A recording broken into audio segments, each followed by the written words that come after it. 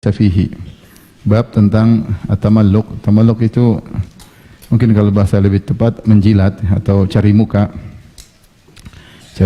dan memuji orang lain dengan pujian yang tidak terdapat pada orang dipuji tersebut, yaitu menyebutkan perkara-perkara yang indah yang orang tersebut tidak memilikinya, ya.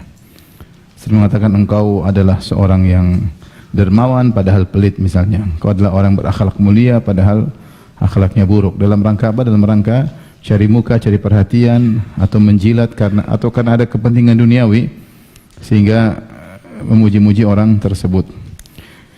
Kemudian Imam Muhammad bin Abdul Wahhab rahimahullah membawakan dalil-dalil, di antaranya wa qaulullahi ta'ala, dan firman Allah Subhanahu wa taala, wajtanibu qaulaz zur, dan jauhilah perkataan dusta. Perkataan dusta di sini umum, ya. Di antaranya misalnya bersaksi palsu, ya. Dan di antaranya adalah dusta ketika sedang memuji, terlebih dalam rangka untuk cari muka atau menjilat karena perkara duniawi. Kemudian beliau membawakan hadis yang terkait dengan bab ini. Kata beliau rahimahullahu taala, wa rawa al-imamu Ahmadu an Abi Dawud.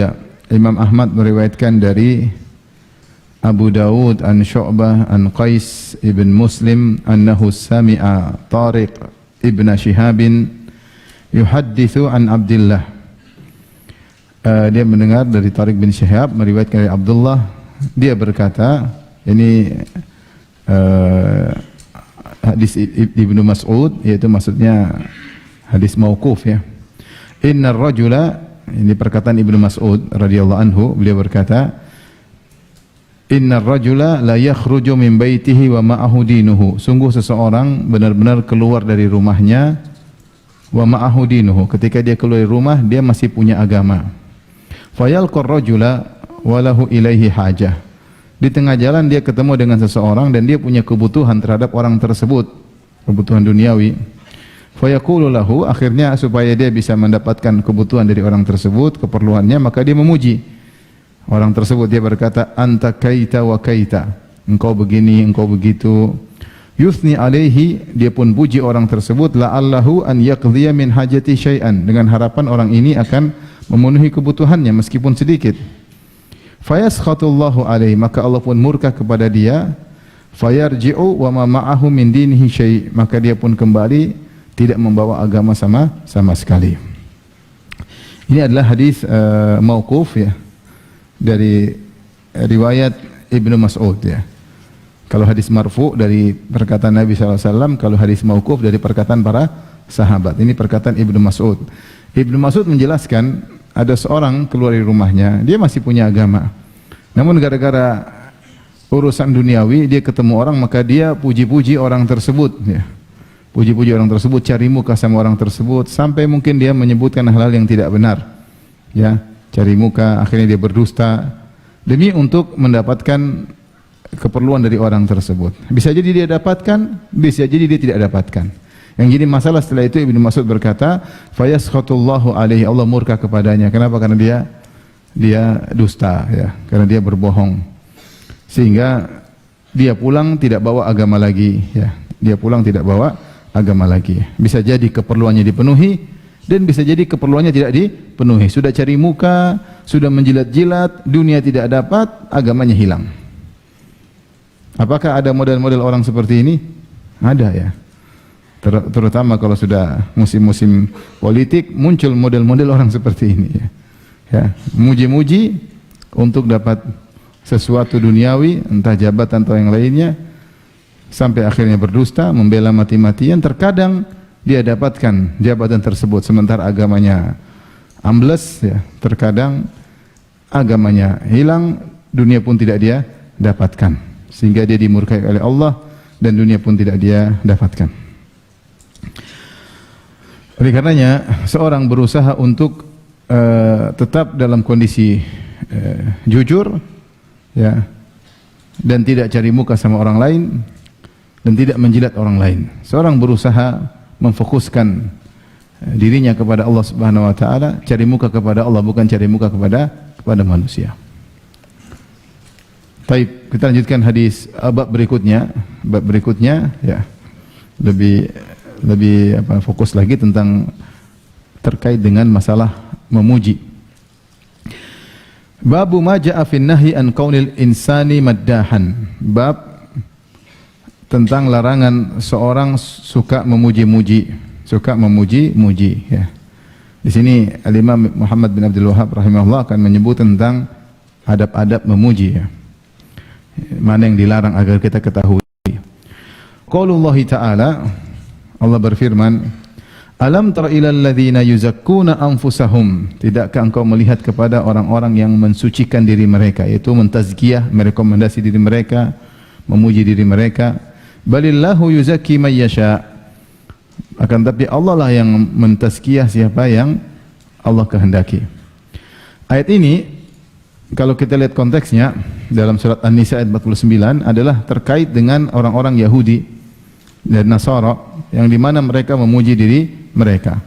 Ibnu Katsir dan juga sebelumnya At-Tabari menyebutkan beberapa pendapat dari kalangan para salaf maksud dari ayat ini. Sebagian salaf berpendapat maknanya, tidakkah engkau melihat kepada orang-orang Yahudi dan Nasara ahlul kitab yang yuzakkuna anfusahum, yang memuji diri mereka, maksudnya mereka mengatakan sebagaimana disebut dalam ayat yang lain, nahnu abna'ullahi wa ahibba'uh. Wa qalatil yahudu nasara nahnu abna'ullahi wa ahibba'uh. Kami adalah anak-anak Allah dan kekasih-kekasih Allah, itu kami adalah bangsa pilihan Bani Israel dan kami adalah kekasih-kekasih Allah. Jadi mereka memuji diri mereka sendiri. Ya, dalam ayat yang lain, wa qalu la yadkhulul jannata illa man kana hudan aw nasara. Mereka berkata tidak akan masuk surga kecuali Yahudi dan Nasrani. Jadi mereka memuji diri mereka sendiri. Maka Allah tegur mereka, jangan kalian memuji diri kalian. Pendapat yang lain mengatakan bahwasanya orang-orang Yahudi kalau mereka salat, mereka majukan anak-anak kecil untuk jadi imam salat mereka yang belum balik. Ketika ditanya, kenapa kalian menjadikan anak kecil yang belum balik jadi imam kalian? Kata mereka, anak-anak tersebut tidak punya dosa. Mereka tidak punya dosa, sebagaimana kami nanti seperti mereka juga tidak punya dosa. Ya. Maka Allah mengatakan, lihatlah mereka mensucikan diri mereka selayaknya anak-anak kecil yang tidak punya dosa. Pendapat yang lain dari kalangan para salaf mengatakan bahwasanya ayat ini turun tentang perkataan orang Yahudi yang di mana anak-anak mereka wafat masih kecil, kemudian mereka berkata, tenang, nanti anak-anak kita beri syafaat sama kita, tenang. Maka dibantah oleh Allah Subhanahu wa taala, ya bahwasanya kalau mereka pendosa tidak bermanfaat syafaat dari anak-anak kecil mereka, ya. Kalau mereka pendosa, mereka musyrikin, tidak bermanfaat syafaat dari anak-anak yang tidak ada dosa tersebut. Tapi intinya di sini larangan untuk merekomendasi diri sendiri. Alam tara ilal ladzina yuzakkuna anfusahum. Tidakkah engkau melihat kepada orang-orang yang mensucikan diri mereka? Balillahu yuzakki may yasha. Tetapi Allah lah yang mensucikan siapa yang Allah kehendaki. Memuji diri sendiri, ya. Seperti larangan dalam ayat yang lain kata Allah, fala tuzakku anfusakum huwa a'lamu biman ittaqa. Janganlah kalian merekomendasi diri kalian, Allah lebih tahu siapa yang lebih bertakwa. Maka tidak usah orang mengatakan saya begini, dia puji-puji dirinya sendiri, ya, dengan bercerita sehingga derajatnya terangkat. Saya dulu begini, saya begini, saya begini. Sebagian orang berusaha merekomendasi dirinya sendiri, baik secara langsung maupun secara tidak langsung. Dengan buat cita-cita tersebut, akhirnya audiens kemudian mengagungkan orang tersebut dengan berbagai macam cara dan metode. Namun orang yang labib, yang cerdas mengetahui dia sedang merekomendasi dirinya, sedang mengangkat dirinya, mensucikan dirinya. Maka Allah mengatakan fala tuzakku anfusakum, jangan kalian merekomendasi diri kalian, ya. Huwa a'lamu biman ittaqa, Allah yang lebih tahu tentang siapa yang bertakwa. Kemudian beliau membawakan hadis wali muslimin anil Miqdad radhiyallahu anhu. Al-Imam Muslim meriwayatkan dalam sahihnya dari Al-Miqdad radhiyallahu anhu anna rajulan ja'ala yamdahu Utsman. Ada seorang mulai memuji Utsman bin Affan.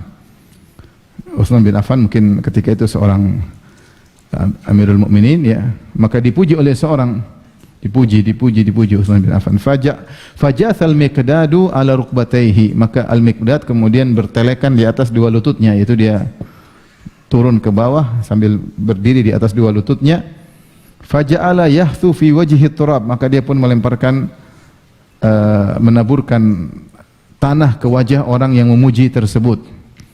Faqala lahu Utsman radhiyallahu anhu berkata, "Ma sya'nuk? Ada apa engkau wahai Al-Miqdad?"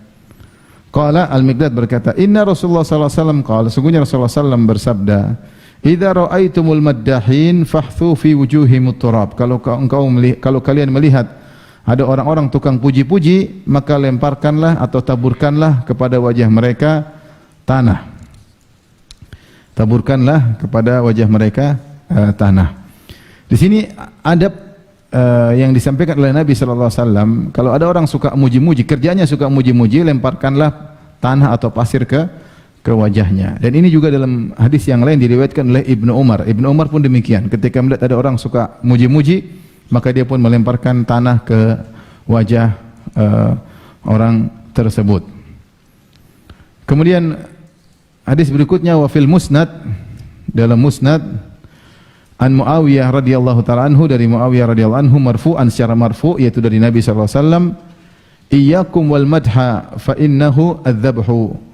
Waspadalah kalian dari suka memuji-muji, sungguhnya memuji-muji itu adalah penyembelihan, yaitu menyembelih, ya, menyembelih. Dalam riwayat ketika Rasulullah melihat ada seorang muji-muji saudaranya, kata Rasulullah sallallahu alaihi wasallam, "Qata'tum dhahra akhik." Engkau telah mematahkan punggung saudaramu, ya. Baik, memuji orang lain, ya. Memuji diri sendiri tidak boleh. Muji-muji diri sendiri, saya begini. Allah berkata, "Fala tuzakku anfusakum." Jangan kalian memuji diri kalian, merekomendasi diri kalian. Makanya di antara perkataan para ulama, kalau ada orang ngaku-ngaku jadi wali, maka jangan percaya. Kenapa? Karena ciri-ciri wali Allah tidak memuji diri sendiri. Saya seorang wali, saya begini, saya udah, jangan percaya, ya. Karena wali tidak akan memuji-muji apa? Dirinya. Adapun memuji orang lain, jika dalam kondisi ada kemaslahatan tertentu, ya, dan tidak berlebih-lebihan, maka hukumnya boleh. Sebagaimana di zaman Nabi sallallahu alaihi wasallam, Hasan bin Thabit terkadang memuji-muji sebagian sahabat atau memuji Nabi sallallahu alaihi wasallam, Nabi biarkan selama tidak berlebihan, ya.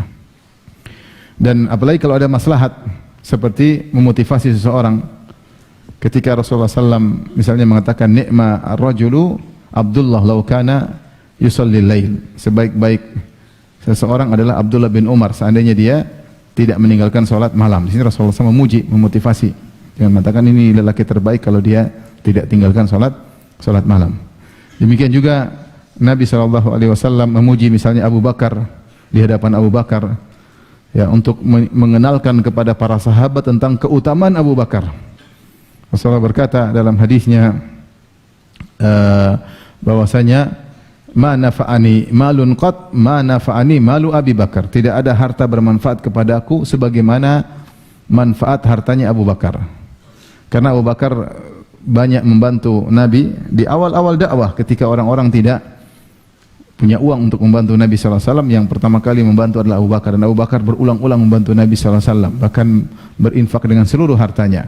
Maka Rasulullah SAW puji Abu Bakar di depan Abu Bakar, "Ma nafa'ani malun qat ma nafa'ani malu Abu Bakar." Tidak ada harta bermanfaat kepadaku seperti manfaatnya harta Abu Bakar. Maka Abu Bakar pun menangis. Fabaka Abu Bakar. Abu Bakar menangis dan berkata, "Ma nafsi wala mali illa laka ya Rasulullah." Tidaklah diriku dan hartaku kecuali untuk Anda wahai Rasulullah SAW. Di antara tujuannya agar orang tahu bagaimana keutamaan Abu Bakar As-Siddiq, ya. Seperti Rasulullah SAW mengatakan, "Lau kuntu muttakhidan ahadan khalilan min ummati latakhadtu Abu Bakrin khalila." Kalau saya boleh menjadikan kekasih dari umatku, tentu saya akan menjadikan Abu Bakar sebagai kekasihku. Kalau ada maslahat kita memuji seorang seperti tadi untuk menjelaskan keutamaannya, ya, dengan syarat kita tahu orang ini tidak kemudian jadi takabur, tidak ujub, maka tidak mengapa, ya. Demikian juga di antara maslahat misalnya misalnya kita memuji sebagian dai atau sebagian ulama ya, ada orang tanya, oh, masya Allah dia begini-begini, ambil manfaat darinya, tidak jadi masalah ya. Tetap kita menjaga jangan sampai yang dipuji kemudian menjadi ujub atau takabur. Demikian juga di antara maslahat adalah ketika ada seorang down, masih lagi tidak percaya diri, kemudian kita puji supaya dia husnudzon kepada Allah Subhanahu wa taala, atau supaya dia semangat misalnya. Seperti yang dilakukan oleh Khadijah radhiyallahu taala anha ketika memuji Nabi sallallahu alaihi wasallam. Ketika Rasulullah sallam turun dari Jabal Nur, dari Gua Hira dalam kondisi ketakutan karena datang malaikat Jibril memeluknya, kemudian melepasnya sambil berkata, "Iqra." Bacalah, kata Nabi, "Ma ana biqari", saya tidak bisa baca, dipeluk, dilepas lagi. Ketika turun Rasulullah SAW ketakutan sampai Rasulullah SAW mengatakan, "Laqad khasyitu ala nafsi." Sungguh aku khawatir keburukan menimpa diriku, yaitu ada seperti berprasangka buruk. Maka kemudian Khadijah memuji Nabi SAW, menyebutkan keutamaan-keutamaan Nabi. Kata Khadijah, "Kalla fa wallahi abshir la yukhzikallahu abada." Sekali-sekali tidak ada keburukan akan menimpamu ya wahai suamiku. La yukhzikallahu abada, Allah tidak akan menghinakan engkau selamanya. Innaka latasilur rahim, engkau senantiasa nyambung silaturahmi. Ini Khadijah sedang memuji Nabi. Innaka latasilur rahim, engkau suka menyambung silaturahmi. Orang seperti engkau suka nyambung silaturahmi tidak akan dihinakan. Wa tasduqul hadits, engkau selalu jujur. Orang jujur seperti engkau enggak akan dihinakan oleh Rabbul Alamin. Wa tahmilul kalla wa taksibul ma'dum, engkau membantu orang yang susah. Orang seperti kau tidak akan dihinakan oleh Allah. Wa taksibul ma'dum, bahkan ada orang tidak bisa cari nafkah, kau cari nafkah buat dia. Ya, kemudian wa taqrid dhaif, engkau suka menjamu tamu. Orang seperti engkau suka menjamu tamu tidak akan dihinakan oleh Allah. Wa tu'inu ala nawa'ibil haq, dan engkau suka membantu orang terkena musibah. Di sini dijadikan dalil oleh sebagian ulama, kalau tidak salah Nawawi, bahwasanya memuji terkadang dibolehkan jika ada maslahatnya. Ya.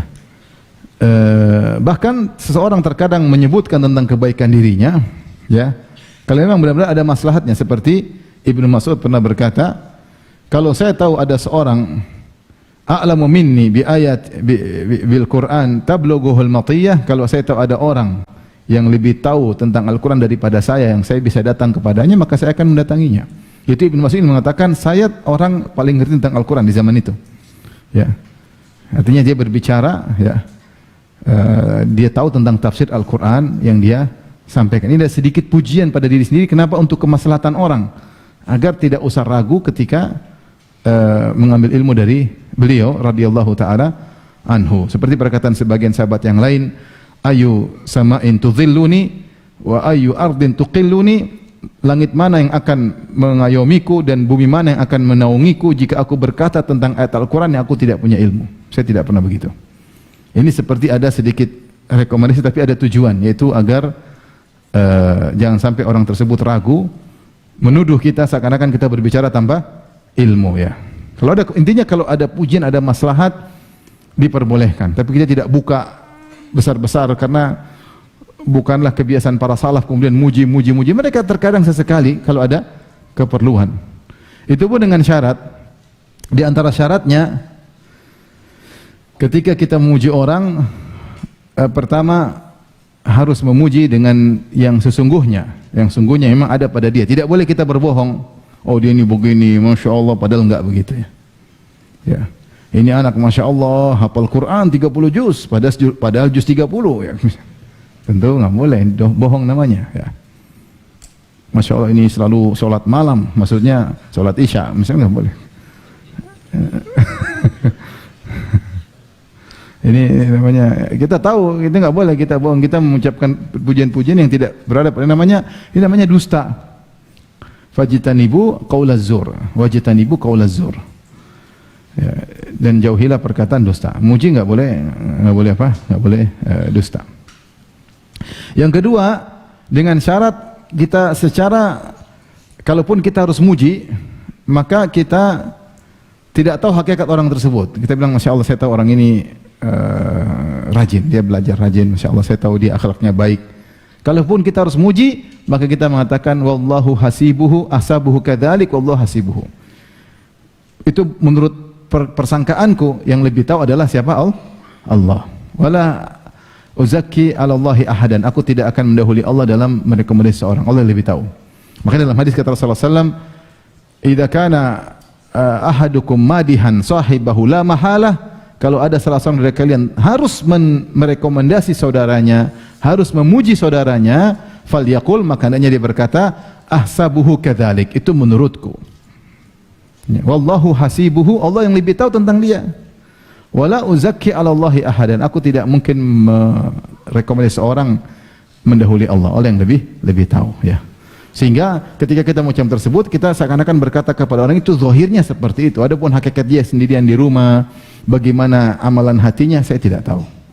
Menurut saya dia baik, tapi wallahu hasibuhu, Allah yang lebih tahu. Wala uzakki 'ala Allahi ahadan, aku tidak mau mendahului Allah. Ini makanya kalau kita dapat rekomendasi, sebagian ulama ketika tulis rekomendasi mereka tambahkan itu. Ya, inilah yang saya tahu, Allah yang lebih tentang dirinya, dan aku tidak akan mendahului Allah Subhanahu wa taala. Ini syarat kedua aja. Pertama jujur, yang kedua kalau perlu ditambah tadi untuk menjelaskan bahwasanya kita muji ini berdasarkan zahirnya, batinnya kita tidak tahu. Yang ketiga, dengan syarat orang ini tidak, menurut kita tidak jadi ujub atau makan puji. Kalau orang ini menjadi sombong, menjadi angkuh, maka kita membinasakan dia. Itulah makanya dalam riwayat tadi Rasulullah SAW berkata, iyyakum wal madha fa innahu dzabh. Iyyakum wal madha fa innahu dzabh. Waspadalah kalian dari memuji-muji, karena itu adalah seperti kau menyembelih dia. Tadinya agamanya bagus, gara-gara kau puji dia, akhirnya dia makan puji, kemudian jadi merasa besar, hancurlah dia. Timbullah kesombongan dalam dirinya. Padahal kata Rasulullah SAW, la yadkhulul jannata man kana fi qalbi dzarratan min kibr. Tidak masuk surga seorang dalam hatinya ada sedikit pun kesombongan. Allah tidak akan masukkan dalam surga. Dalam hadis qudsi kata Allah Subhanahu wa taala, al-kibriya'u ridai wal 'azamatu izari faman naza'ani fi wahidin minhuma qadhaftuhu fin nar. Sungguhnya keagungan, kesombongan adalah selendangku, keagungan adalah sarungku. Siapa yang coba-coba ikut mengusikku, ikut-ikutan mau sombong, mau merasa tinggi, aku lemparkan dalam neraka jahanam. Ya, ada orang kalau sedikit dipuji langsung makan puji. Oh iyalah saya gini lah. Wah ini jangan dipuji lagi habis ini. Jangan dipuji lagi, karena nampak ketika baru dipuji sedikit dia langsung kepalanya besar, topinya nggak cukup lagi. dia langsung nggak kuat menghadapi apa pujian, nggak kuat. Hatinya berubah. Maka jangan sembarang kita muji-muji orang, karena memuji orang itu bisa membuat agamanya berubah, bisa membuat hatinya berubah. Iyyakum wal madha, hati-hatilah kalian memuji-muji. Fa innahu dzabh, karena memuji itu bisa menyembelih dia. Dalam riwayat yang lain, qata'ta dhahra akhik, kau telah mematahkan punggung saudaramu. Tadinya dia ikhlas, tadinya dia tulus, jadi rusak, ya. Jadi rusak. Bahkan disebut oleh sebagian ulama, misalnya ada misalnya dai ceramah, terus orang-orang terpukau, terus dia tanya sama muridnya, tadi gimana ceramah Ustaz?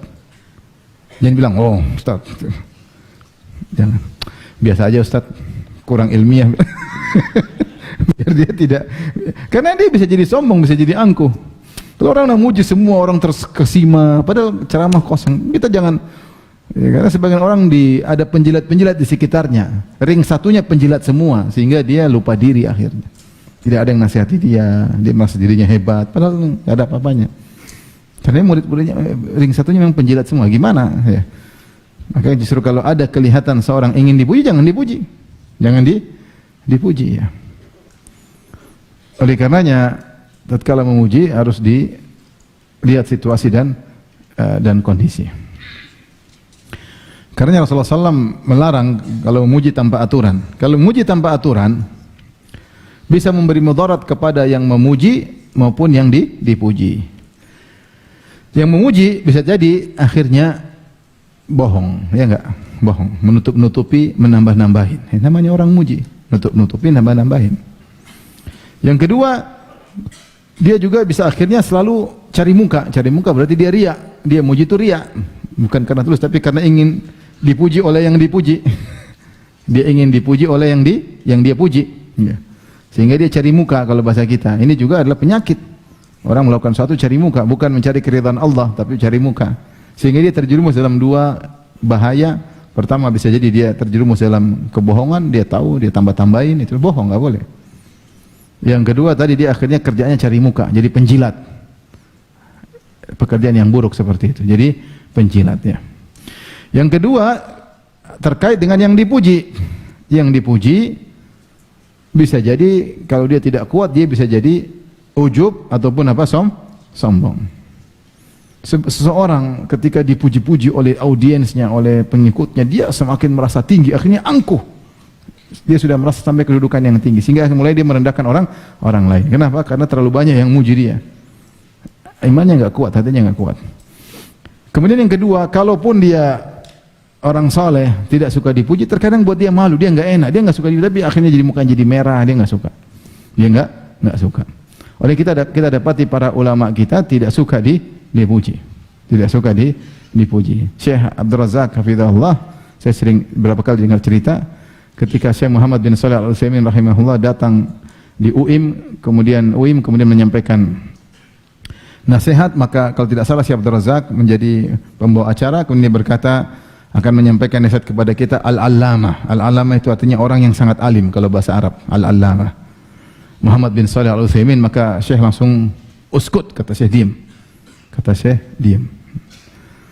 Maksudnya saya tidak suka digitu-gituin ya. Ada juga Syekh bin Bas juga tidak suka tidak suka puji-puji ya. Nah, orang puji terkadang terbawa ya. Padahal kita tahu bahwasanya Syekh Abdul Razak niatnya baik. Maksudnya ini orang memang berhak dikatakan alama. Siapa yang ragu tentang keilmuan Syekh Muhammad bin Shalih Al-Utsaimin rahimahullahu taala? Apa yang disebutkan oleh Syekh suatu hal yang tepat dan benar. Sampai sekarang kita masih kagum dengan ilmunya Syekh Muhammad bin Shalih Al-Utsaimin rahimahullahu taala. Namun begitu beliau tidak suka dipuji, bukan kebiasaan. Para ulama kita suka untuk dipuji. Adapun orang yang suka al-maddah itu memang kerjaannya muji-muji untuk cari duit. Itu namanya maddah. Biasanya datang ke raja-raja, "Oi raja, engkau gini bikin syair-syair, dapat duit." Datang ke seorang kaya, "Engkau gini, oh dulu kakekmu dulu jagoan," padahal kakeknya pengkhianat bangsa misalnya. "Engkau dulu begini puji, dapat duit," misalnya.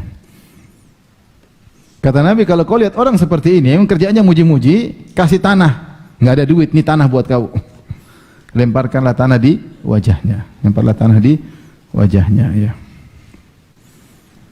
Kalau orang datang puji-puji antum cari muka, terus kerjaan cari muka supaya ditraktir makan, sebentar, ambil tanah. Kenapa? Nih nggak ada nasi padang nih. Tukang puji-puji itu merusak hati yang lurus ya. Hati udah lurus baik-baik jadi apa? Jadi rusak ya. Saya pernah menemani kawan, dia menyumbang ya sekitar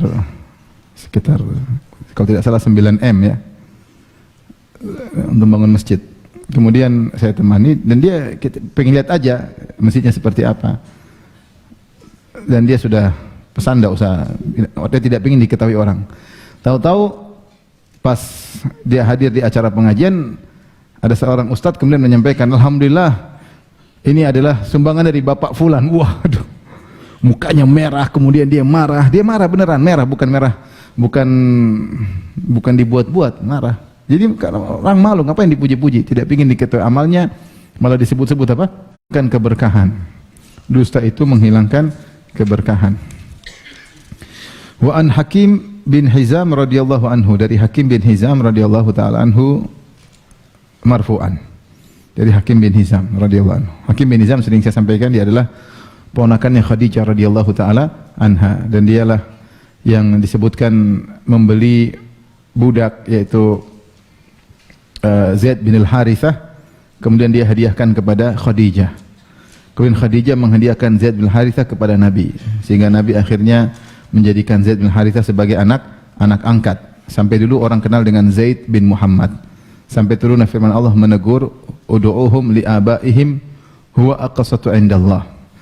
Serulah mereka dengan nama-nama bapak mereka. Dulu dikenal Zaid bin Muhammad, setelah turun ayat tersebut dalam surat Al-Ahzab, maka kembali disebut Zaid bin Al-Harithah. Dan Hakim bin Hizam ini yang sering membantu Nabi SAW, bahkan ketika Nabi sedang diboikot ketika tahun ke-7 Hijriah, maka dia sering kirim makanan buat Khadijah. Hakim bin Hizam inilah yang orang sangat dermawan sebelum masuk Islam dan setelah masuk Islam. Disebutkan sebelum masuk Islam dia telah memerdekakan 100 budak, dia telah menyembelih 100 ekor onta kalau tidak salah ya. Dia sangat dermawan Hakim bin Hizam. Ketika dia masuk Islam, maka dia bertanya kepada Nabi, "Ya Rasulullah, bagaimana amalku dahulu?" Saya dulu waktu sebelum Islam dermawan, kata Nabi sallallahu alaihi wasallam, "Aslamta ala ma aslafta min khair." Kau masuk Islam, dia suka bersedekah, bantu fakir miskin, kemudian dia berakhlak mulia. Tetapi ternyata dia juga minum khamar, dia juga berzina, dia juga main judi, dia juga riba. Tapi ketika dia masuk Islam, seluruh keburukannya nol, seluruh kebaikannya terbawa ke dalam Islam. Ya. Terbawa dalam Islam. Sehingga tidak ada kata terlambat. Ada orang mau jadi mu'alaf, masuk Islam, tidak ada terlambat. Semua kebaikanmu yang pernah kau lakukan bagi dia untuk menjelaskan. Tidak boleh tutup-tutupi, meskipun tidak ditanya.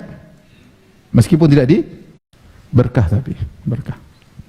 Itulah ujian berat bagi para penjual mobil.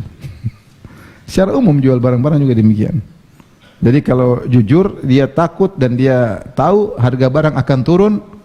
Apalagi kalau ternyata juga dia dibohongin sama orang lain. Dia dibohongin oleh bakul mobil. Kemudian dia kalau jujur dia rugi, maka dia juga bohong lagi. Ini tidak boleh. Maka seorang yakin bahwasanya jika dia jujur, dia menjelaskan, meskipun untungnya sedikit, tapi untung itulah berkah. Kalau disebut berkah oleh Nabi sallallahu alaihi wasallam, berarti banyak kebaikan yang akan datang. Itu harta akan buat dia bertakwa kepada Allah Subhanahu wa taala. Itu harta akan mendatangkan rezeki yang lainnya. Itu harta kalau dimakan oleh istri dan anaknya, maka akan menjadikan mereka anak dan istri yang solehah ya. Itu namanya hartanya berkah. Tapi kalau dia bohong, dia tutup aib-aibnya, kemudian akhirnya untungnya banyak tapi tidak berkah.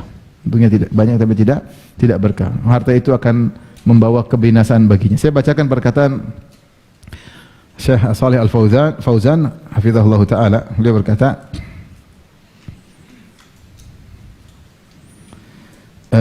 wa in kadzaba aw khana fi bai'ihima wa syira'ihima fa inna Allah la yakhfa 'alaihi syai'. Jika kedua pelaku transaksi tersebut berdusta atau berkhianat dalam jual beli mereka, dalam menjual atau membeli, maka tidak ada suatu pun yang tertutupi di sisi Allah. Semuanya Allah tahu. Kau bisa bohongin orang, tapi Allah Maha tahu.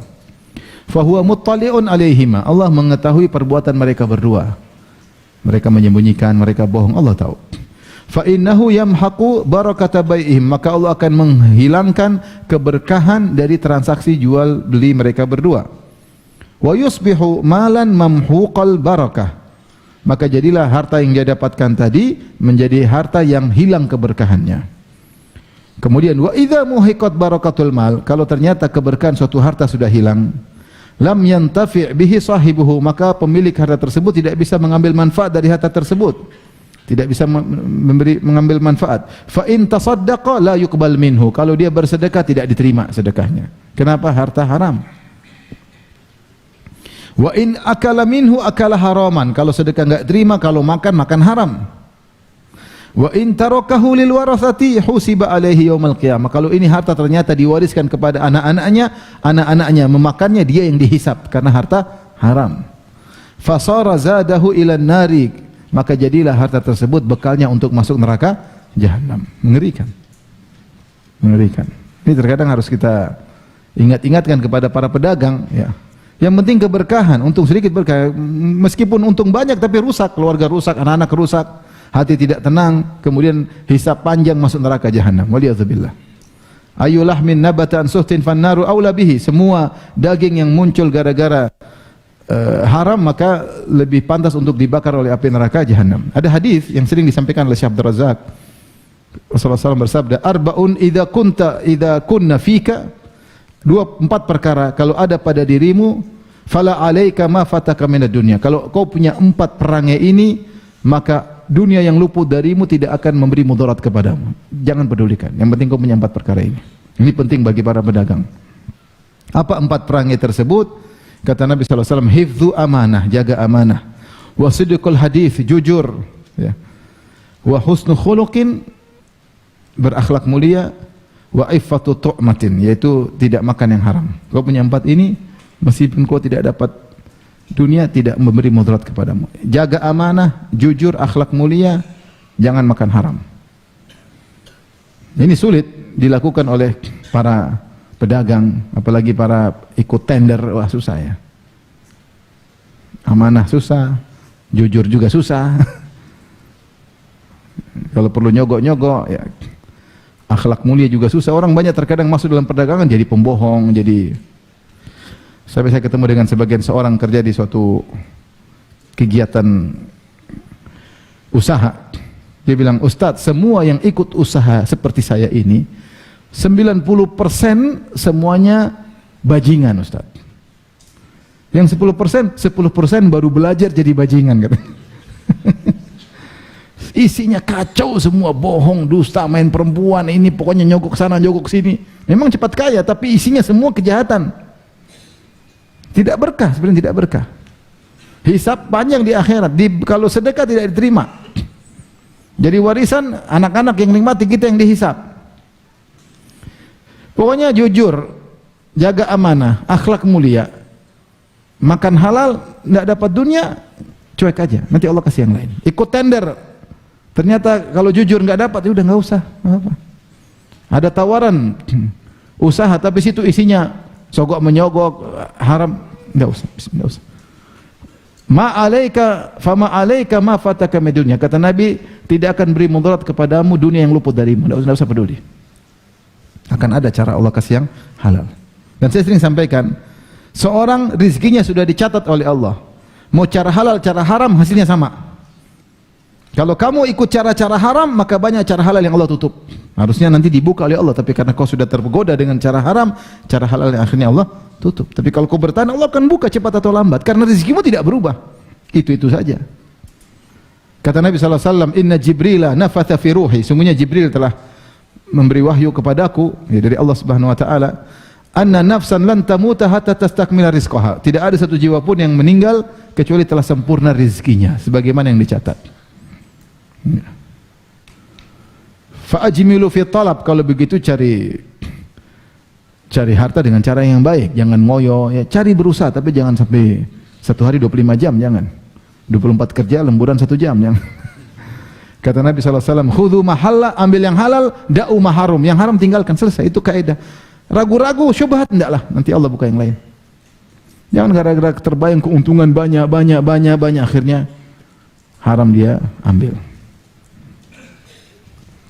Jadi saya ingatkan kepada orang-orang yang bekerja apapun, hati-hati. Termasuk diantaranya penjualan jasa. Misalnya jasa travel juga hati-hati. Ngibulin tamu-tamu Allah. Hati-hati, ngeri. Hotel bintang 5, sampai sana ternyata bintang 7. Aduh. Ini terjadi, beberapa kali terjadi, apalagi musim-musim high season. Jualan hotel belum ada. Ngeri. Sekamar berdua ternyata sekamar berdelapan. Subhanallah. Nanti saya dibohongin broker. Terus kalau broker tipu kamu tipu tamu Allah, dibohongin sama kamu. Ya kalau kamu ditipu, resiko lah.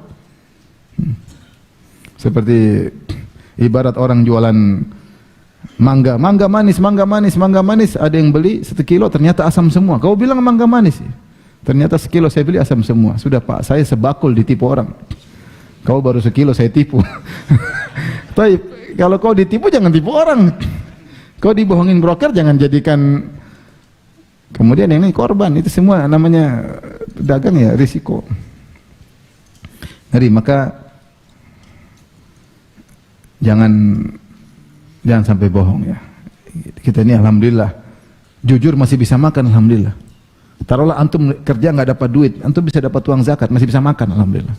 Nggak apa-apa kalau antum memang sudah kerja setengah mati nggak bisa makan, datang ke masjid, saya sudah kerja setengah mampus nggak ada harta, boleh uang zakat. Ya udah, memang jatahmu rezeki dari uang apa? Zakat. Tapi jangan makan haram, jangan dolimi orang. Setiap makan yang kau makan harta haram itu dagingmu siap dibakar oleh api neraka jahanam. Kau tidak akan kuat dibakar dengan neraka jahanam. Nggak usah lah. Diiming-iming untungnya gini, nggak usah. Jadi kalau sudah berkah diambil, meskipun kelihatannya banyak, kalau tidak berkah semuanya mendatangkan kesengsaraan, percuma. Baik. Jadi jujur, bismillah cuek aja, ada tawaran haram, enggak, Allah akan buka jalan yang lain. Enggak usah. Dan sudah banyak contohnya. Seorang bertahan jujur, Allah bukakan jalan yang lain. Bab terakhir yang kita sampaikan pada kesempatan kali ini, bab man tahallama walam yara syai'an, walam yara syai'an. Seorang yang mengaku-ngaku mimpi padahal dia tidak mimpi dengan mimpi tersebut. Ini bagian dari dusta. Ini semua tadi contoh-contoh dusta ya. Menguji dengan dusta, ya kan? Menguji dengan dusta, menjilat dengan memuji dengan dusta, memuji dengan dusta supaya dapat keuntungan duniawi. Tadi juga berjualan dengan dusta. Di antaranya adalah dusta dalam bermimpi. Dia ngaku-ngaku mimpi dan akhirnya menguntungkan dia. Rawal Bukhari, Al-Imam Bukhari meriwayatkan an Ibni Abbasin radhiyallahu anhuma, dari Ibnu Abbas radhiyallahu anhuma marfu'an, secara marfu' yaitu dari Nabi sallallahu alaihi wasallam. Rasulullah sallallahu alaihi wasallam bersabda, "Man tahallama bihulmin lam yarahu." Siapa yang mengaku-ngaku mimpi melihat sesuatu padahal dia tidak mimpi, kullifa an yaqida baina sya'iratainin, maka dia di hari kiamat kelak disuruh untuk mengikat dua butir gandum. Ya gimana cara mengikat butir dengan butir? Kalau ikat tali baru bisa diikat. Adapun gandum mau ditempelin mana bisa? Enggak bisa. Walan yaf'al, dia tidak bakalan bisa melakukannya. Jadi ini menunjukkan dosa besar. Karena selama dia tidak bisa ngikat biji gandum ke biji gandum yang lain, dia akan diazab terus. Sama seperti tentang orang-orang yang buat lukisan makhluk bernyawa atau membuat patung-patung bernyawa, maka orang seperti ini pada hari kiamat kelak akan disuruh oleh Allah Subhanahu wa taala, kullifa yaumal qiyamati an yanfukha fiha ruh. Maka pada hari kiamat kelak dia disuruh untuk meniupkan ruh pada patung-patung yang dia buat, pada lukisan makhluk bernyawa yang dia buat, suruh tiup ruh. Walaysa binafikh, dan dia tidak bakalan bisa. Selama dia tidak bisa tiup ruh, diazab. Dan setiap patung yang dia bikin semakin azab. Kalau semakin banyak patung, semakin banyak azabnya. Ini maksudnya para ulama mengatakan ini dalil bahwasanya perbuatan ini dosa besar. Dosa terkait mimpi lebih parah daripada dosa terkait alam nyata. Kalau alam nyata kan bisa dicek gini-gini, ternyata dicek kenapa? Kalau mimpi siapa yang mau cek? Saya tadi malam mimpi ketemu Nabi. Nabi bilang ada sahabatmu masuk surga. Siapa dia? Kau sahabatku. Saya cek ternyata kau sifat-sifatnya. Oh langsung dia cinta. Oh langsung ditraktir bakso. Ya, mimpi banyak ya. Orang kalau udah mimpi bagaimana mau cek? Nggak mau cek, nggak ada bisa cek. Nggak ada bisa cek.